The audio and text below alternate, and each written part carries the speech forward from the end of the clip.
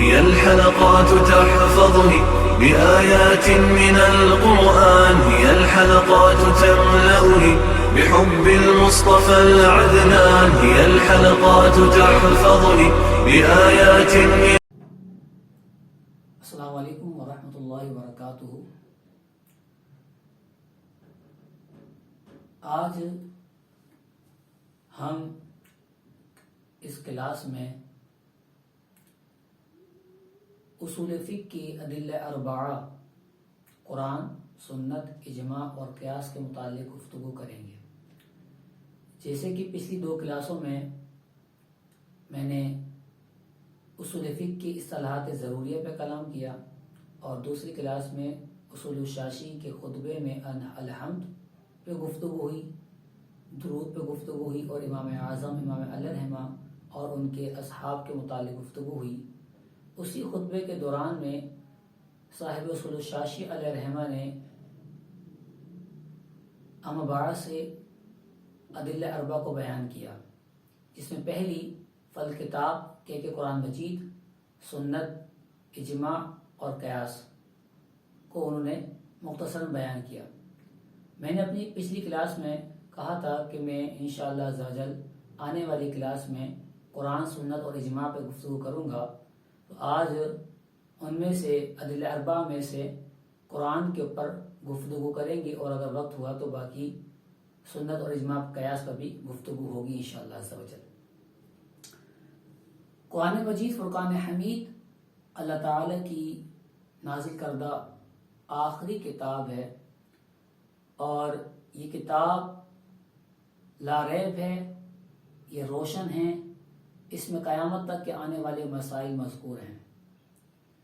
اصولیین کے ہاں جو قرآن کی تعریف ہے وہ یہ ہے، جیسے کہ میں نے بورڈ پہ بھی لکھ رکھی ہے کہ القرآن فالکتاب المنزل۔ سب سے پہلے القرآن پہ گفتگو اگر ہم کریں، لفظ قرآن جو ہے عربی لغت کے اندر اس کے دو مادے آتے ہیں، یہ یا تو کرنون سے ماخوذ ہے یا قراء سے، قرعن، اس کی حروف اصلیہ یا تو کرنون ہے یا قرعن ہے۔ اگر اس کا معنی اس کے حروف اصلیہ کرنون ہے قرآن کے، تو اس وقت اس کا مطلب ملنا، کیونکہ قرآن پاک کی ہر ایک سورت دوسری سورت سے ملی ہوئی ہے اور ہر ایک آیت دوسری آیت سے ملی ہوئی ہے، ہر ایک مضمون دوسرے مضمون سے ملا ہوا ہے، اس اعتبار سے اس کو قرنون کہتے ہیں۔ اور اگر یہ قرعن سے ماخوذ ہے لفظ قرآن، تو کیونکہ اس کا مطلب پڑھنا، تو دنیا میں سب سے زیادہ پڑھے جانے والی کتاب قرآن مجید ہے، اس میں کوئی شک نہیں ہے۔ تو چاہے قرنون سے ماخوذ ہو یا قرعن سے ماخوذ ہو، اور القرآن فالکتاب المنزل، نازل شدہ، جس کو نازل کیا گیا۔ آج کے زمانے میں جو مذاہب ہیں وہ دو طرح کے ہیں، ایک آسمانی مذہب ہے اور ایک غیر آسمانی مذہب ہے۔ جب فرمایا اس تعریف میں المنزل، نازل شدہ، تو معلوم ہو گیا اس پہلی فصل، یہ اس کتاب اللہ کی تعریف کی پہلی فصل ہے، اور اس نے غیر آسمانی کتابوں کو اور غیر آسمانی مذہب کو رد کر دیا، ان کی باتوں کو رد کر دیا کہ قرآن جو ہے وہ نازل شدہ ہے، یعنی آسمانی مذہب ہے۔ اور جب اس میں دوسری فصل علی رسول اللہ، یہ اس کی دوسری فصل تعریف کی، اس سے دیگر آسمانی مذہب اور دیگر آسمانی کتابیں اس فصل سے خارج ہو گئیں۔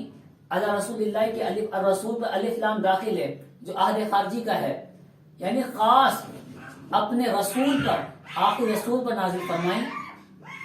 تو القرآن فالکتاب المنزل علی رسول اللہ صلی اللہ تعالی وسلم، اس سے دیگر آسمانی مذاہب اور کتابیں جو قرآن کی تعریف کے تحت داخل تھی، علی رسول اللہ کی قید سے وہ خارج ہو گئیں۔ تیسری فصل المکتوب فی المصاحف، جس کو مصحف میں لکھا جاتا ہے، یہ تیسری فصل ہے کہ قرآن مجید فرقان حمید کو صحابہ کرام علیہ رضوان نے کھالوں پر، پتوں پر، پتھروں پر، جھالوں پر جو لکھا، تو المکتوب فی المصحفی مصاحفی سے مراد یہ تیسری فصل ہے، یعنی جو غیر لکھی ہوئی کتابیں ہیں وہ اس میں داخل نہیں ہوں گی۔ المنقول عنہ، وہ ضمیر کا مرجع نبی کریم صلی اللہ علیہ وسلم ہے، جو منقول ہے حضور سے، یعنی جو روایت کیا گیا ہے حضور اکرم نور مجسم صلی اللہ تعالی وسلم سے، نقلا متواترا بلا شبہۃ، یہ چوتھی فصل ہے، نقلا متواترا تک یہ چوتھی فصل ہے کہ جس کو نقل کرنا اتنے تواتر سے ہو، اتنا متواتر ہے کہ اس میں کوئی شک نہیں ہے، بلا شبہۃ جو ہے یہ تاکید ہے نقل متواترن کی۔ تو قرآن مجید فرقان حمید صحابہ کرام علیہ رضوان سے نقل ہونے میں اتنا متواتر ہے کہ تمام اس بات پر کہ قرآن کو نقل کرنے میں کسی نے جھوٹ کہا ہوگا، جھوٹ بانا ہوگا، یہ عقلاً محال ہے۔ نقل متواتر کا مطلب یہ ہے کہ اتنی بڑی جماعت سے یہ روایت ہمارے پاس منقول ہے کہ اتنے سارے لوگ کسی جھوٹ پر جمع ہو گئے ہوں، یہ عقلاً محال بات ہے، ناممکن سی بات ہے۔ تو یہ نقل متواترن ہے۔ اچھا، نقل متواترن کی جو قید لگائی گئی ہے اس کے کچھ فائدے میں حاصل ہوں گے۔ یہ چوتھی فصل جو ہے یہ بہت اہم ہے اس کی، کہ جب کہا نقلا متواترن تو اس سے وہ روایتیں جو نقل متواتر نہیں ہیں، وہ قرات جو نقل متواتر سے ثابت نہیں ہیں وہ خارج ہو جائیں گی۔ جیسے حضرت ابی بن کعب سے روایت ہے ایک قرات فعدۃ من ایام اخر متتابعات، یعنی یہ رمضان کے روزوں کے متعلق ایک آیت ہے جس کی قرات ایک میں متتابعات کا لفظ موجود ہے، یعنی اگر رمضان کے روزے اگر کسی کے رہ جائیں اور جب وہ قضا کرنے کا ارادہ کرے، گنتی پوری کرنے کا ارادہ کرے، تو اس میں متتابعات کی بھی ایک قرات موجود ہے۔ تو متتابعات کا جو لفظ ہے ابی کعب کی روایت میں وہ نقل متواتر سے ثابت نہیں ہے۔ جب نقل متواتر سے ثابت نہیں ہے تو وہ یہ جو قرات ہے قرآن کی اس تعریف سے خارج ہو جائے گی۔ نقل متواتر نہیں ہے، بطور احد کیوں سے روایت کی جاتا ہے، خبر احد کے طور پر۔ یوں ہی جو بطور مشہور منقول ہو گئی لیکن نقل متواتر نہیں ہے لیکن مشہور ہو گئی ہے تو وہ بھی اس تعریف سے خارج ہے۔ جیسے کہ کفارہ یمین کے اندر بھی ایک قرات میں وَصِيَامُ ثَلَاثَةُ أَيَّامٍ مُتَتَابِعَاتٍ کا لفظ موجود ہے، تو کفارہ یمین کے اندر بھی جو روزہ کفارہ ہے اس کے لیے بھی پے در پہ روزے رکھنا لازم نہیں ہے، بلکہ فاصلہ دے کے بھی روزے رکھے جا سکتے ہیں۔ تو نقل متواتر سے جو ہے یہ بات ثابت ہو گئی کہ وہ روایتیں، وہ قرآت جو نقل متواتر سے ثابت ہو، یعنی کہ اتنے سارے صحابہ کا یا اتنے سارے لوگوں کا کسی بھی زمانے میں اس بات پر جھوٹ پر متفق ہو جائیں، یہ عقلاً محال ہو، تو اسے نقل متواتر کہتے ہیں۔ اب جب ہم نے قرآن کی تعریف کو جانا کہ قرآن کی تعریف یہ ہے کہ فالکتاب المنزل علی رسول اللہ صلی اللہ تعالی وسلم المکتوب فی المصاحف المنقول عنہ نقلا متواترا بلا شبہۃ، تو اب نظم قرآن، اچھا نظم کہتے ہیں، ویسے تو یہ قرآن کے الفاظ سے لفظوں سے بحث ہے، لیکن لفظ کا لغوی معنی جیسے آپ کو پتہ ہے یہ پھینکنے کے ہوتا ہے، جو قرآن کے لیے ادباً مناسب نہیں ہے۔ صاحب نور الانوار نے بھی لفظ قرآن کے لیے لفظ نظم کا لفظ استعمال کیا۔ نظم کا معنی ہوتا ہے موتی میں پیرونا، موتیوں کو کسی دھاگے میں پیرونا۔ تو قرآن کے جو الفاظ ہیں وہ ایک آیت میں پیرے ہوئے ہیں، ایک سپارے میں، ایک سورت میں پیرے ہوئے ہیں، تو اس کو نظم کہتے ہیں۔ تو اب جب بھی ہم لفظ کے بجائے جو ہے کوشش کریں گے نظم کا لفظ بولیں تاکہ قرآن پاک کے الفاظوں کے مطابق ہو جائے۔ تو جو نظم ہے، قرآن کے جو الفاظ ہیں، ان نظم کی ابتداءً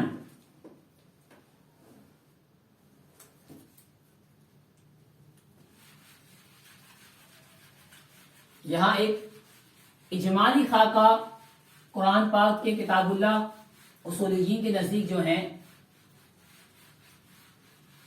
اس کی تقسیم نظم کے اعتبار سے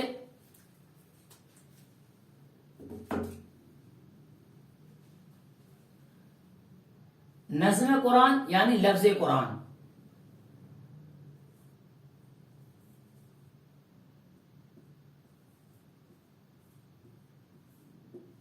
نظم قرآن کی ابتداءً جو ہے وہ 3 طرح تقسیم ہوتی ہے۔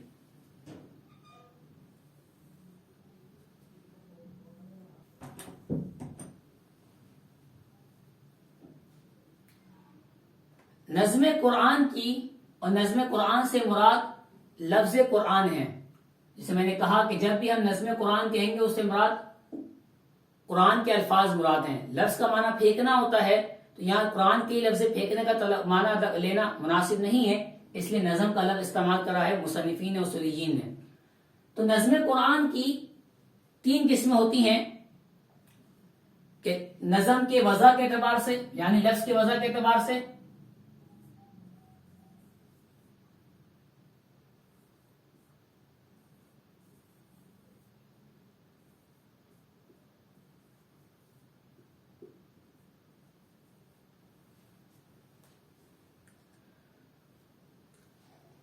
نظم قرآن یعنی الفاظ قرآن کے معنی میں استعمال ہونے کے اعتبار سے،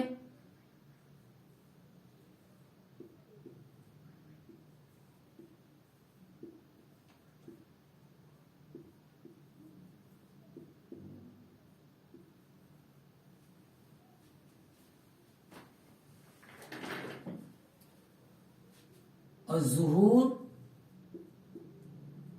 و خفا کے اعتبار سے۔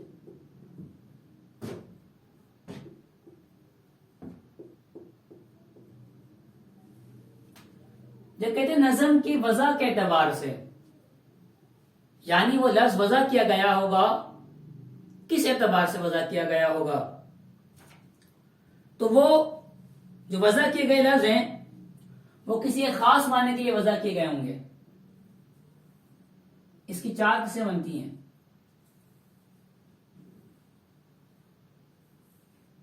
خاص، عام،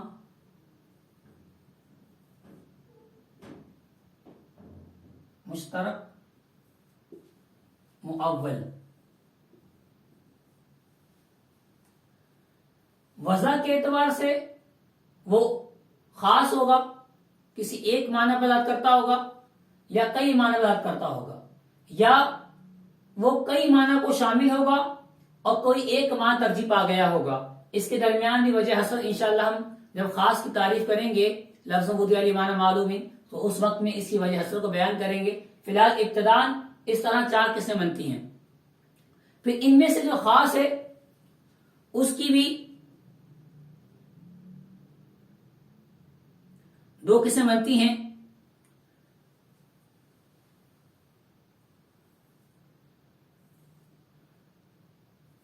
باعتبار معنی، باعتبار تقیید۔ اگر باعتبار معنی ہو تو اس کی 2 قسمیں بنتی ہیں، امر اور نہیں، اور باعتبار تقیید ہو تو پھر 2 قسمیں بنتی ہیں، مطلق و مقید۔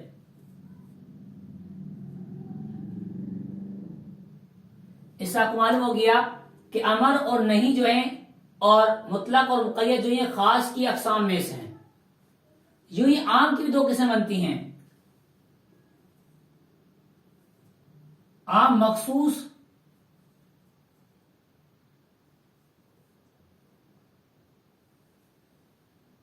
مخصوص البعض،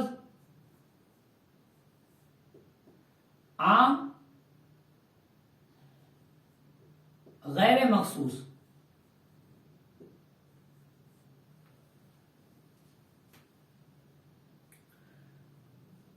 یوں ہی ان میں سے جو مشترک ہے اس مشترک کی بھی دو قسمیں بنتی ہیں.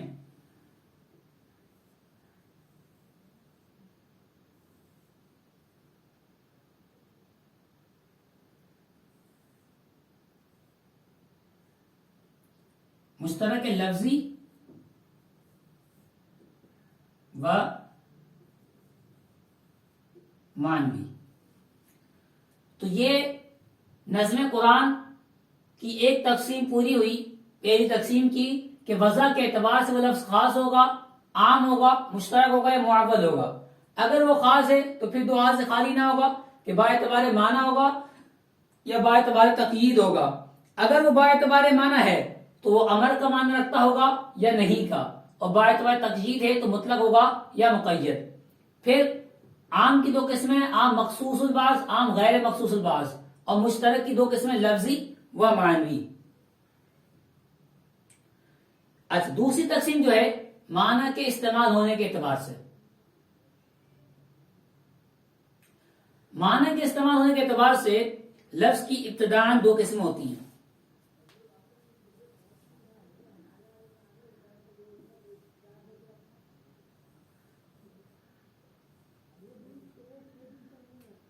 حقیقت و مجاز. حقیقت اور مجاز کی، ان میں سے ہر ایک کی دو اعتبار سے تقسیم ہوتی ہے. ایک تقسیم تو یہ کہ ان میں سے ہر ایک کی دو قسمیں ہیں، صریح و کنایہ. یہی مجاز کی دو قسمیں ہیں، صریح و کنایہ. اور ایک تقسیم حقیقت اور مجاز کی اس اعتبار سے ہوتی ہے کہ حقیقت پھر دو سے خالی نہ ہوگی. میں اس کو یہیں سے کھینچ کے لے آتا ہوں، اسی حقیقت کو، کہ حقیقت پھر دو سے خالی نہ ہوگی. کہ وہ جو حقیقی معنی ہے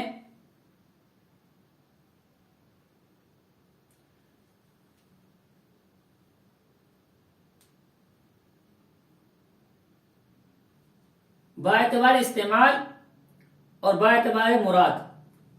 با اعتبار استعمال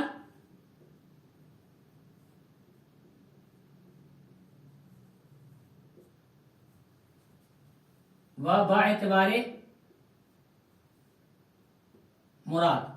با اعتبار استعمال حقیقت کی تین قسمیں ہیں، متعذرہ، مہجورہ،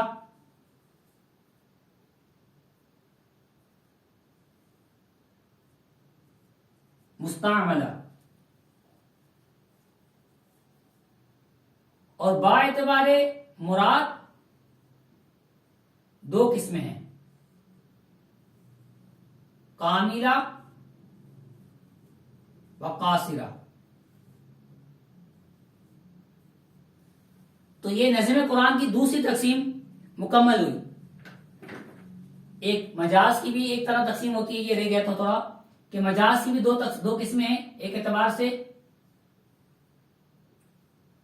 مجاز متعارف و غیر متعارف.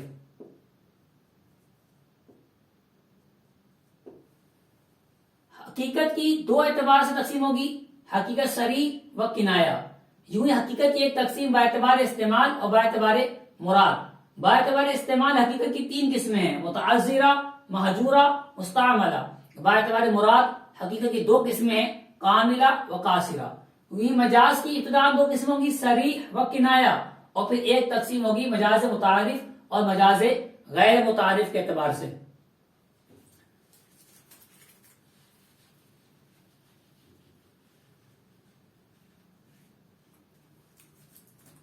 اس تقسیم کو میں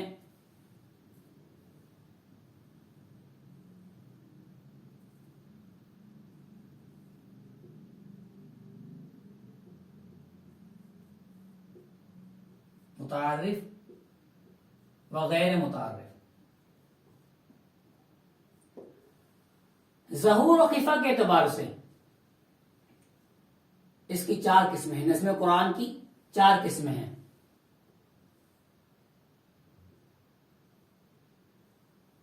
ظاہر، نص،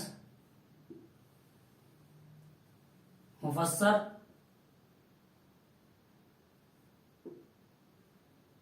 محکم، اور ان چاروں کی 4 ضدیں ہیں۔ ظاہر کی ضد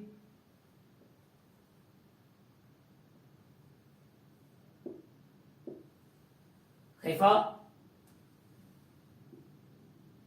مشکل،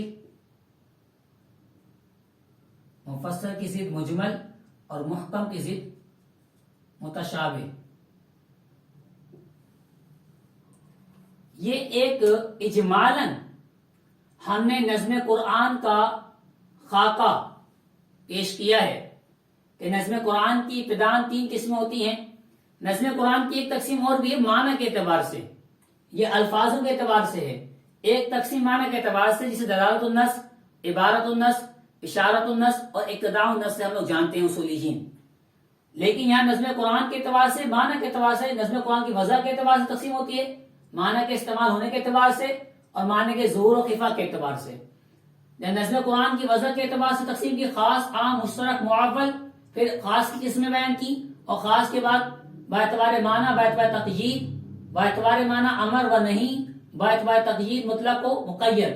عام کی 2 قسمیں، مخصوص البعض، عام غیر مخصوص البعض۔ پھر مشترک کی قسمیں لفظی و معنوی، اور معول جو معنی ترجیح پا جاتا ہے۔ پھر معنی کے استعمال ہونے کے اعتبار سے حقیقت میں استعمال ہوتا ہے یا مجاز کے معنی میں استعمال ہوگا، وہ معنی صریح ہوگا یا کنایہ ہوگا، دونوں کے لیے۔ پھر حقیقت کی ایک تقسیم باعتبار استعمال اور باعتبار مراد۔ باعتبار استعمال 3 قسمیں ہیں، متعذرہ، مہجورہ، مستعملہ۔ باعتبار مراد 2 قسمیں، کاملہ و قاصرہ۔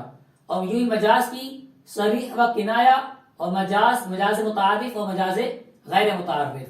اور ظہور و خفا کے اعتبار سے یہ نظم قرآن کی آخری تقسیم ہوتی ہے، تیسری تقسیم، ظاہر، نص، مفسر، محکم، اور ان میں سے ہر ایک کی ایک ضد ہوتی ہے، خفا، مشکل، مجمل، متشابہ۔ یہ نظم قرآن کی بحث کو المختصر کر کے اجمالاً ایک خاکی صورت میں پیش کرنے کی کوشش کی ہے کہ اصولیین کے ہاں نظم قرآن کی اس طرح 3 طرح کی تقسیم ہوتی ہے۔ ایک تقسیم جو دلالت النص اور عبارت النص اور اشارت النص اور اقتضاء النص ہے، اس کی بھی انشاءاللہ اس کے مقام پر وجہ حصری بیان کریں گے، اور انشاءاللہ ظاہر نقشے کی صورت میں اس کو بیان بھی کریں گے۔ آج ہم نے جانا کہ قرآن کی تعریف، اس کی جو قیودات ہیں، اس کی جو فصلیں ہیں، ان سے حاصل ہونے والے معنی، اور ہم نے یہ جانا کہ نظم قرآن کی ابتداء جو 3 تقسیم ہوتی ہے ان کی جو اقسام ہوتی ہیں اس کو بیان کیا۔ ایک قسم جسے دوبارہ کو بہارا کہہ رہا ہوں کہ ایک اور قسم ہوتی ہے جس کو میں نے ابھی یہاں گنجائش بھی نہیں ہے اس لیے بیان نہیں کیا، لیکن انشاءاللہ اس کے مقام پر میں اس کو بیان کروں گا۔ تو اللہ تعالیٰ کی بارگاہ میں دعا ہے کہ جو میں نے سمجھانے کی کوشش کی ہے اس میں اگر کوئی غلطی کوتاہی ہو تو مجھ پر اس کو معاف فرمائے، اور صحیح جس طرح سمجھانے کی کوشش کی ہے ہم کو سمجھنے کی توفیق عطا فرمائے۔ السلام علیکم ورحمۃ اللہ وبرکاتہ۔